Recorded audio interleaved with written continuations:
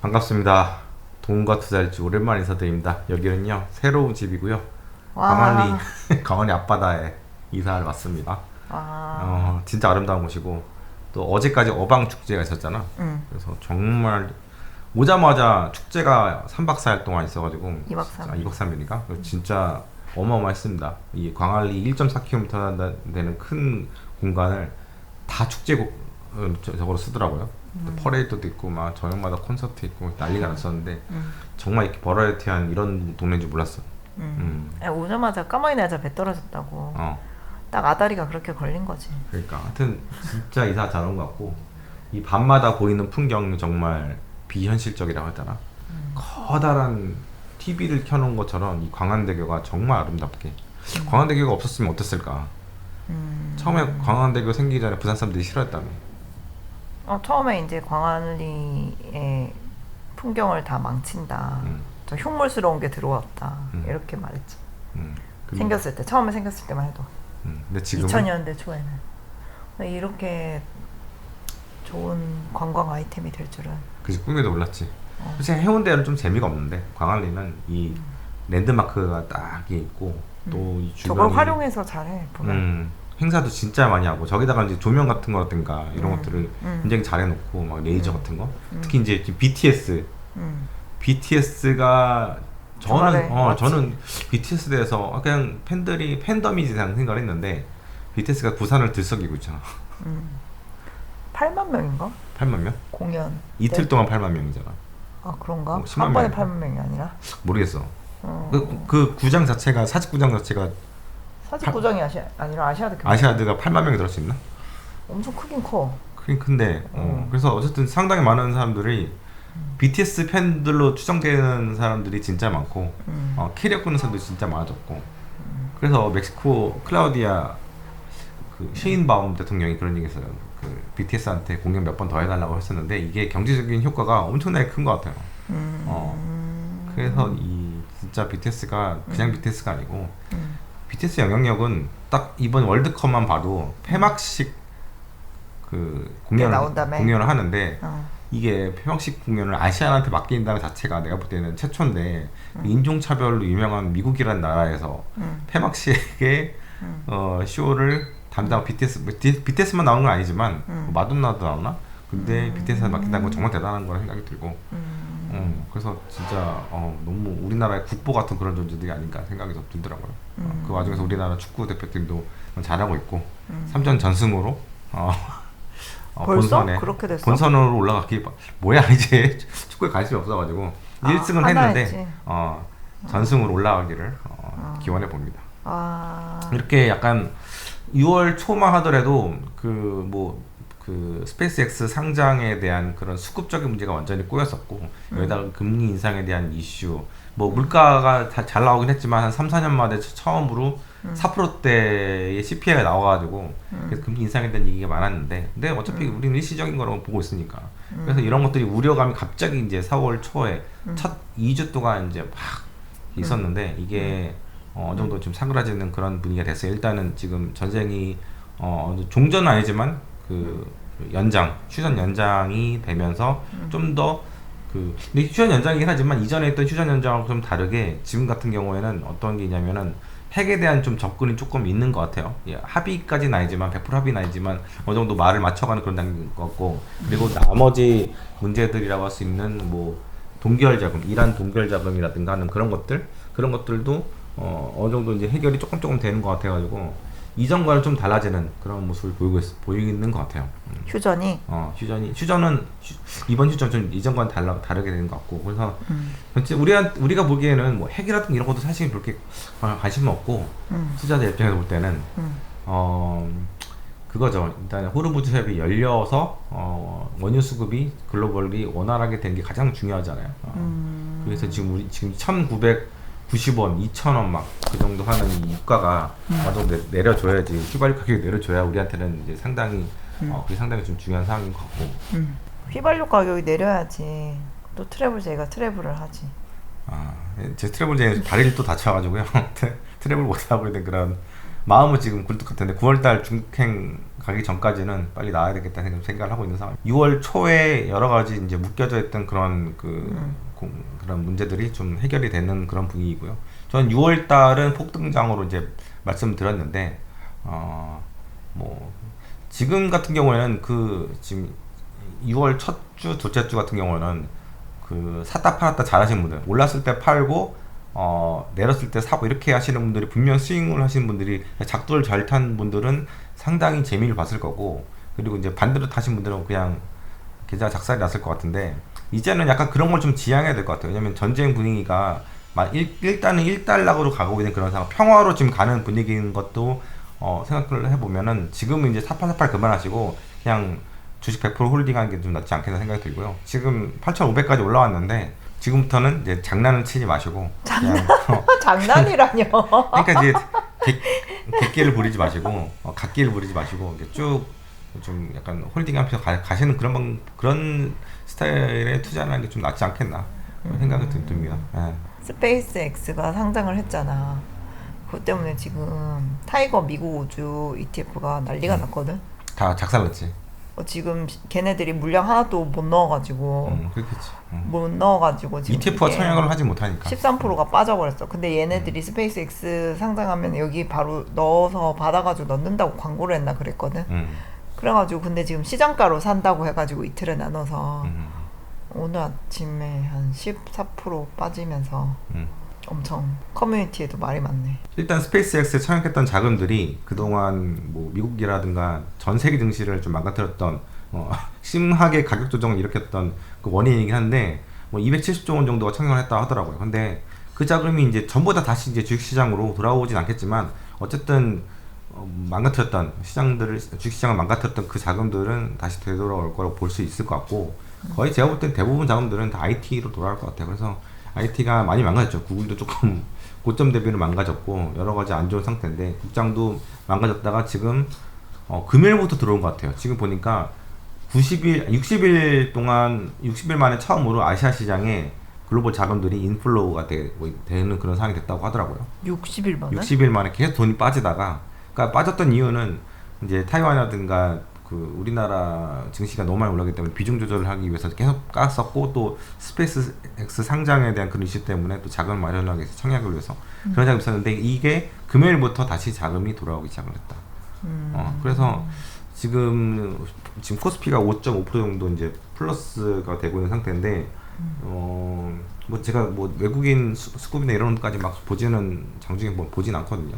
근데 그런 것들이 상당히 크지 않겠나. 만약에 지금 외국인 매도할 수도 있는데 그게 규모가 제 생각에는 그렇게 크지는 않을 것 같아요. 지금 장이 이렇게까지 폭등하는 걸 보면은, 물론 이제 외국인들이 장 막판에도 조금 매물을 이렇게 출회하는 경우가 좀 있는데, 아직까지도 우리나라 증시가 그 이머징에서 너무 이제 비중이 좀 크다 보니까, 왜냐면 증시가 빨리 올랐기 때문에, 그래서 계속해서 매도는 기계적으로 해야 될 것 같긴 한데, 그래서 이제 그게 클라이막스는 좀 지나지 않았나 생각이 좀 들고요. 일단 전쟁으로 인해서 그 위험 자산 회피 상향 같은 거 이런 것들도 조금 이제 누그러지는 경향이 있을 거예요. 왜냐면 이 동아시아에 있는 국가들이 유가에 좀 취약한 부분들이 있지. 아무래도 전 세계에서 가장 큰 그 산업 클러스터인데 석유를 가장 많이 쓰는 곳 중 하나인데, 여기가 지금 석유가 지금 끊겨서 연명할 뻔도 했었으니까. 근데 참 그런 면에서 보면은 우리가 전쟁이 터진 지가 지금 2월 말부터 3, 4, 5 석 달하고도 한 반 정도가 지났는데도 유가가 그렇게 뭐 글로벌 IB에서 뭐 150불, 200불 간다, 막 300불 간다, 막 그런 빵까지 쳤는데, 제가 늘 말씀드렸잖아요. 그런 거 믿지 말라고.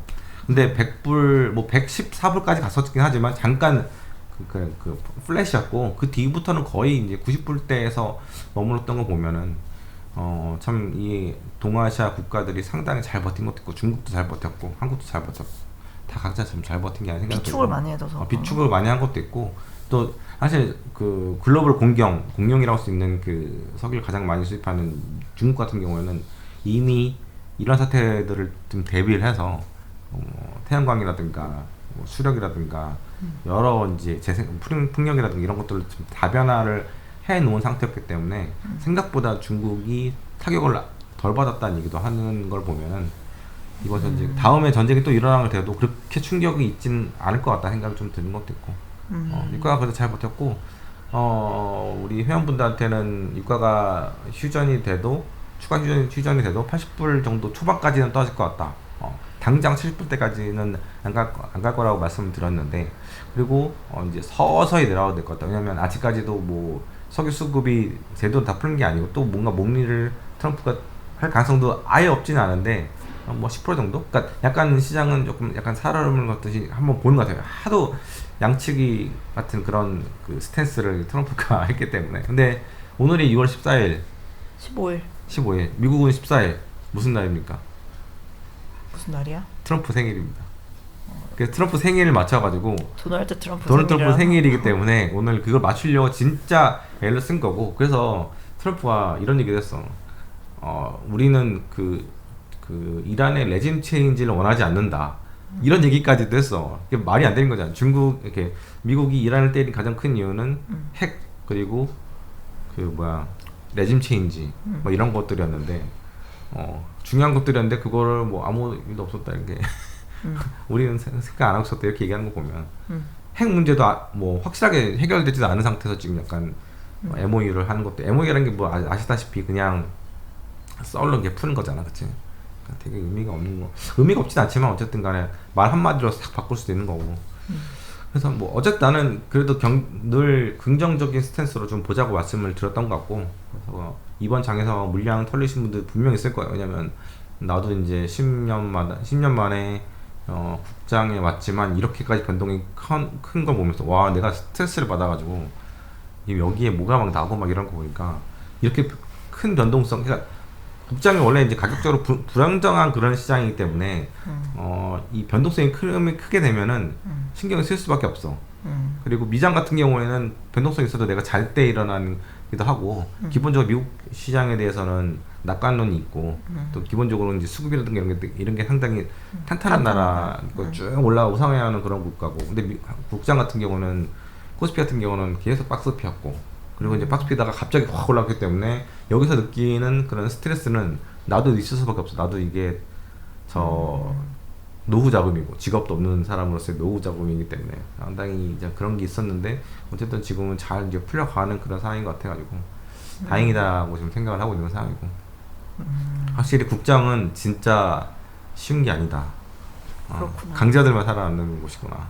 그런 생각. 극장에 돌아와서 스트레스가 많이 있는데 어떻게 해결할 수 있는 방안이 있을까요? 뭐 버텨야지. 야, 우리 기존세 예, 우리나라 사람들 기가 좀 센 편이야, 내가 볼 때. 아, 그래? 응. 아니야. 미국인들보다는 약간 기가 좀 세다고 느끼는데, 양키들이 세지. 기가 세기 때문에 시장도 진짜 기가 센 거야. 기라는 게 미국은 그냥 퉁퉁퉁 가. 전쟁이 터져도 그렇게 변동폭이 크지 않았단 말이야. 한 5% 빠졌는데, 근데 국장은 20%확 빠져버리고 막 그러잖아. 그러니까 기가 진짜 센 사람들의 막 돈이 있으면 막 달려들고 막 오징어 게임하는 그런 민족이잖아. 그러니까 근데 미국 애들은 약간 그런 게 좀 덜한 나이브한 그런 게 좀 있잖아. 아니 그거는 전쟁을 겪은 지가 얼마 안 돼서 그러는 거 아니야? 근데 기본적으로 한국인들은 이제 그 근성도 있고, 그러니까 덕분에 빠른 시간 안에 이만큼의 부를 누린 민족이기도 하지만, 한편으로 볼 때는 진짜 경쟁이 치열하다. 그런 걸 느낄 수 있는 것 같아. 어쨌든 국장에 벌써 이제 40%나 되는 비중으로 발을 담근 상태이기 때문에 엄청 많네.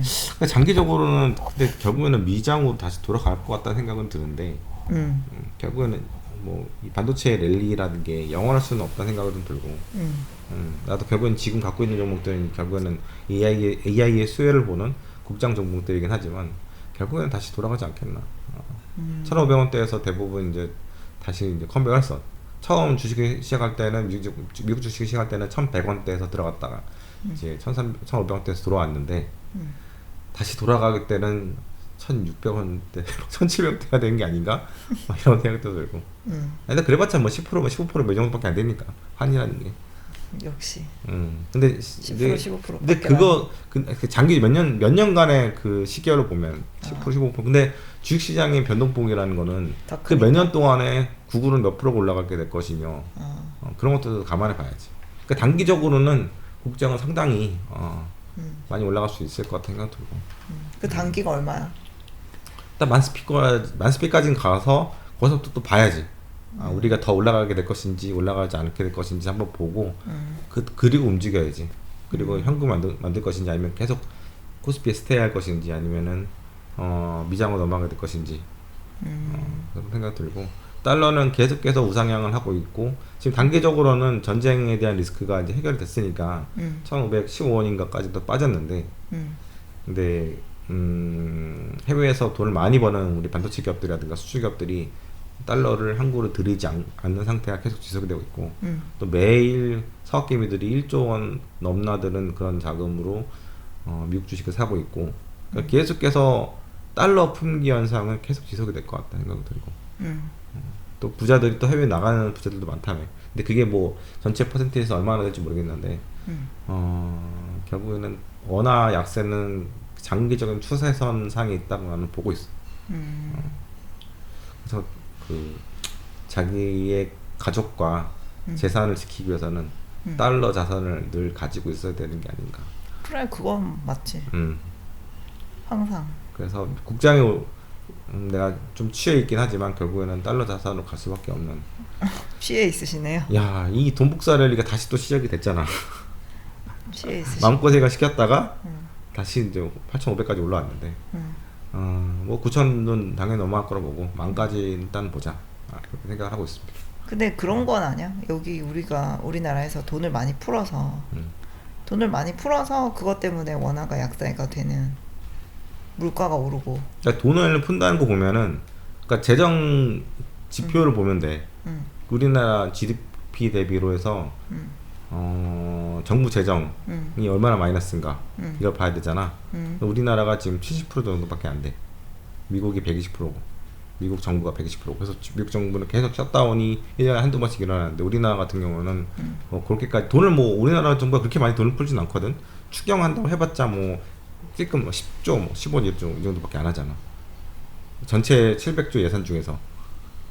그런가? 근데 미국 같은 경우는 뭐 어마어마하게 하잖아. 막. 근데 미국이랑 비교하는 거는 좀 무리가 아닌가? 미국 정부의 예산 대비로 봐도 엄청나게 국민 한 사람당 300만 원씩 3,000불씩 막 꽂아주는 나라인데 우리나라 뭐 지원금 해봤자 10만 원, 15만 원 고유가 지원금 막 그렇게 나오는데 이게 비교가 안 되는 거지. 그래서 막 QE라는 것도 막 그 변태적인 것도 하는 거고. 재무부에서 채권을 발행을 하면 그거를 그 한은이라고 쓰는 연준에서 그걸 사가지고 그러면 재무부가 돈을 쥐잖아. 그 돈을 가지고 또 돈을 뿌리는 그런 약간 버냉키가 만든 거긴 하지만 그런 미친 QE라는 거 자체를 발명한 나라가 미국인데 우리나라에서 그런 일이 일어나 봐. 우리나라. 근데 거기는 이제 기축통화국이니까. 기축통화국인데 그렇게 해서 달러의 가치가 지난 6년 동안 30%가 떨어졌대. 근데 우리나라 통화는 더 떨어졌잖아. 그거는 이제 돈을 풀어서 문제가 된 게 아니라 수급적으로 다른 우리나라 사람들이 해외 자산들을 많이 사기 시작을 했어. 옛날에 80년대 일본처럼 막 부동산도 사고 미국의 채권도 사고 우리처럼 미국의 주식도 사고 10년 전만 해도 상상도 할 수 없는 일이 지금 일어나고 있잖아. 자기도 미국 주식을 한 10년 전에는 살 생각을 했어. 그러니까 뭐 자기는 은행에 있었으니까 그럴 수도 있긴 하겠지만 기억이 잘 안 나네. 근데 대부분의 한국 사람들은 내가 처음 2017년 1월에 미국 주식을 들어갈 때 하는 사람들이 많지가 않았단 말이야. 시스템도 많이 구비가 안 된 상태고 그 서비스를 하는 증권사도 몇 개 없었었고 근데 지금은 정말 일반화됐고 하루에 1조 원 넘나드는 활동도로 사업개미가 환율에 영향을 미치는 단계까지 온 거고 그래서 지금 해외에 갖고 있는 사업개미의 그 자산이 300조 원이라고 할 정도면 우리나라 지금 4천억 달러가 외환보유고잖아. 4천억 달러. 그러면 600조 원이잖아. 그러니까 300조 원은 사업개미가 주식으로 갖고 있는 거야. 엄청난 규모야 이거는 진짜. 환율에 영향을 안 줄 수가 없는 상황. 외환보유고에서 30%니까 이게 엄청난 거지. 그 환율이 올라갈 수밖에. 이게 원래 10년 전에는 빵이었어. 거의 빵. 근데 이게 빡 하고 생겨버리니까 환율이 올라갈 수밖에 없어. 물론 사업개미가 다 그렇다는 게 아니야. 사업개미가 엄청나게 영향을 좀 크게 줬다고 볼 수밖에 없는 거지. 우리나라는 돈을 그렇게 많이 푼 나라라고 IMF에서는 오히려 우리나라한테 돈을 좀 풀어야 된다고 2022년 그렇게 얘기했었거든. 돈을 너무 그 재정 정책에 너무 소극적이다. 왜냐면 우리나라는 IMF라는 걸 한번 겪었기 때문에 정부가 상당히 보수적으로 정책을 이렇게 저거는 전개하는 그런 스타일이기 때문에 한번 비슷한 나라가 독일이야. 독일도 예전에 1930, 40년대 하이퍼 인플레이션이라고 해가지고 엄청난 맞죠. 몇천 프로 막 그런 거 있잖아. 그런 걸 겪었기 때문에 유럽에서도 독일은 상당히 재정을 긴축적으로 그 내가 알기로는 그 확장 정책을 전체 그 정부 예산의 1% 이상 못 쓰게 만드는 법이 있어. 그런 법이 있기 때문에 적극적으로 돈을 못 푸는데 이번에 이제 무기 산다고 러시아 때문에 무기 산다고 이제 1% 정책을 조금 폐기해서 뭐 3%까지 올렸나? 하여튼 그걸 조금 바꿨다고 하더라고. 그래서 어쨌든 결론은 6월달에 주식시장 좋을 거다. 그래서 일단은 그 스페이스X 청약 자금들이 다시 시장으로 들어가고 들어오면 얘들이 뭐 코카콜라 사겠어 아니면 뭐 얼마짜리 사겠어. 대부분 다 어디로 하냐면 IT 정보도 다시 들어오게 될 것 같고 그리고 이제 7월달부터는 이제 실적 시즌이기 때문에 실적 시즌에는 실적 시즌 되기 전에 이미 주가는 미리 올라오는데 그래서 뭐 일간에서는 여름 휴가 가지 말라 막 사람들이 그런 얘기하는데 그거 되게 맞는 얘기 같아. 맞는 얘기 같아. 지금 무슨 일이 날지 모르기 때문에 왜? 이런 장에서는 가만히 그냥 보면서 힐링해야지. 뭐야? 아무튼 오랜만에 동거투자일지가 돌아왔는데 이사도 다 끝나고 이사하느라고 몸살이 걸려가지고 제가 또 하루 이틀 좀 빌빌거렸는데 이제 좀 돌아왔고요. 좀 더 시장을 좀 딥하게 리뷰해서 동거투자일지 독거투자일지로 다시 인사를 드리도록 하겠습니다. 또 새로운 곳에서 또 새롭게 시작되는 버전 2 동거투자일지 독거투자일지를 많이 사랑해 주시기 바랍니다. 감사합니다. 와.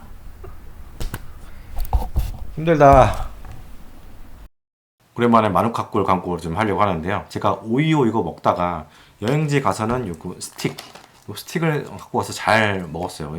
이게 제가 하루에 한 개씩 먹거든요. 특히 제 옆집이가 베트남에서 아주 시원한 물에서 수영을 하다가 한 4일, 5일 동안 약간 몸살 같은 게 걸렸었는데 이거 먹어가면서 조금 이제 회복을 했었거든요. 그래서 이 스틱형, 여행용 스틱형은 상당히 제가 강추드리고요. 제가 12월 말에 좀 과식을 많이 했더니 위염이 조금 돌아왔는데 위염에도 이게 괜찮더라고요. 왜냐면 아침에 일어나면 빈속에다가 꿀만 딱 이렇게 찍어가지고 먹은 다음에 천천히 체온으로 녹인 다음에 먹으래요.